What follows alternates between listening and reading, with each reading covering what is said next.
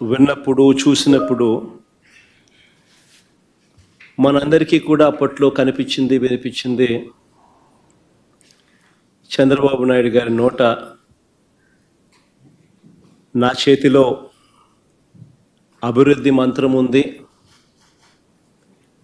సంపద నేను సృష్టిస్తాను, సంక్షేమ పథకాలన్నీ కూడా నేను అమలు చేస్తాను, జగన్ చేసేటివన్నీ కూడా నేను ఇస్తాను, అంతేకాదు జగన్ కంటే ఎక్కువ కూడా నేను చేస్తాను అని చెప్పి ఎన్నికలకు ముందు కరెక్ట్గా సంవత్సరం ముందు చంద్రబాబు నాయుడు గారు చెప్పిన మాటలన్నీ కూడా మనకు గుర్తుకొస్తాయి. నేనైతే రాష్ట్రాన్ని బాగు చేస్తానని కూడా, జగన్ హయాంలో రాష్ట్రం శ్రీలంక అయిపోయిందని కూడా, ఇటువంటి తప్పుడు మాటలకు కూడా చంద్రబాబు నాయుడు గారు చెప్పుకురావడం కూడా మనం విన్నాం. సరే, చంద్రబాబు నాయుడు గారి 12 నెలల పాలన చూద్దాం. చంద్రబాబు నాయుడు గారి 12 నెలల పాలన చూస్తే రాష్ట్ర ప్రభుత్వానికి సంబంధించిన ఆర్థిక పరిస్థితి ఎలా ఉంది అన్నది మొట్టమొదటగా మొదలెడదాం. మా హయాంలో అయితే కోవిడ్ లాంటి మహమ్మారిని కూడా ఎదుర్కొని మేము రాష్ట్రాన్ని నడపవలసిన పరిస్థితి మా హయాంలో జరిగింది.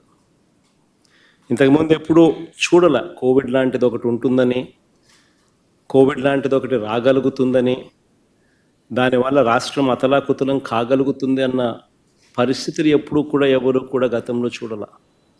కానీ అలాంటి పరిస్థితుల్లో కూడా రాష్ట్రాన్ని మేము గొప్పగా నడిపామని కూడా చెప్పవచ్చు. గొప్పగా నడుపుతూనే ఒకవైపున సంక్షేమం చూపించాం, మరోవైపున అభివృద్ధిని కూడా గొప్పగా నడుపుతూ చూపించగలిగాం. మా ప్రభుత్వంలో దేవుడి దయతో, ప్రజలందరి చల్లని దీవెనలతో మేము చేయగలిగిన మంచి వల్ల ప్రజల కొనుగోలు శక్తి పెరిగింది, పెట్టుబడులు కూడా దానివల్ల పెరిగాయి. ఈ రెండింటినీ ప్రామాణికంగా తీసుకుని ప్రతి అడుగు కూడా మేము అప్పట్లో వేయడం జరిగింది. కానీ చంద్రబాబు గారి పాలన చూస్తే, ఈ సంవత్సర కాలం పాలన తన పాలన చూస్తే, కాగ్ విడుదల చేసిన నివేదికను గమనించినట్లయితే ఎక్కడా కూడా అభివృద్ధి కనిపించదు, ఎక్కడా కూడా సంక్షేమం ఊసే అంతకన్నా ఎక్కువ కూడా కనిపించదు. బాబు గారి పాలనంతా కూడా ఈ సంవత్సర కాలంలో మోసాలతో నడిపిన, ప్రజలకిచ్చిన హామీలన్నీ కూడా ఎగరకొడుతూ మోసాలతో గడిపిన పాలనే కనిపిస్తుంది.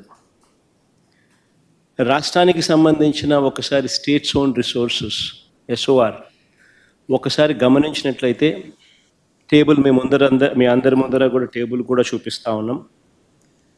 ఈ 12 నెలల కాలంలో స్టేట్స్ ఓన్ రెవెన్యూస్ కనుక గమనించినట్టయితే అంటే tax revenues, non tax revenues, ఈ రెండింటినీ కలిపితే స్టేట్స్ ఓన్ రెవెన్యూస్ అంటారు. ఈ రెండింటినీ కూడా, ఈ స్టేట్స్ ఓన్ రెవెన్యూస్ని ఒకసారి గమనించినట్టయితే రాష్ట్ర ప్రభుత్వానికి సంబంధించి పనితీరు ఎలా ఉంది అని అంటే కేవలం 3%, 3.08% మాత్రమే గ్రోత్ రేట్ కనిపిస్తూ ఉంది. ఇది ఎందుకు అంత ఇంపార్టెంట్ ఆస్పెక్టు అని అంటే, ప్రజల కొనుగోలు శక్తి, దీంతో పాటు పెట్టుబడులు తగ్గాయనడానికి ఈ డేటా ఒక ఇంపార్టెంట్ నంబర్ కింద ఈ డేటా కనిపిస్తుంది. అదే ఒకసారి దేశం వైపు ఒకసారి చూస్తే ఇంకా ఆశ్చర్యం కనిపిస్తుంది. దేశం తీసుకుంటే దేశంలో దేశానికి సంబంధించిన gross tax revenues, non tax revenues దేశానికి సంబంధించి చూస్తే లాస్ట్ ఇయర్ కన్నా ఈ సంవత్సరం ఏకంగా 13.76% గ్రోత్ రేట్ కనిపిస్తుంది. అది ఈ పక్కన రైట్ సైడ్ దేశానికి సంబంధించిన డేటా. అందులో 32,50,181 non tax, tax revenues and non tax revenues of central government ఉంటే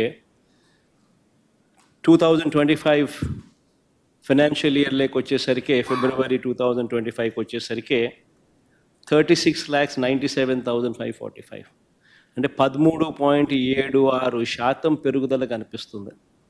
మన రాష్ట్రంలో చూస్తే కేవలం 3.08% మాత్రమే స్టేట్స్ ఓన్ రెవెన్యూస్ పెరుగుదల కనిపిస్తూ ఉంది.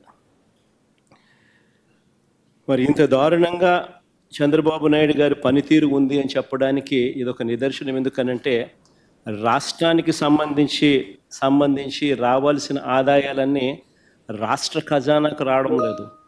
ఇవన్నీ చంద్రబాబు నాయుడు గారు అని గజ దొంగల ముఠ జోబుల్లోకి పోతా ఉందన్న దానికి ఒక ప్రస్ఫుటమైన నిదర్శన ఈ డేటా.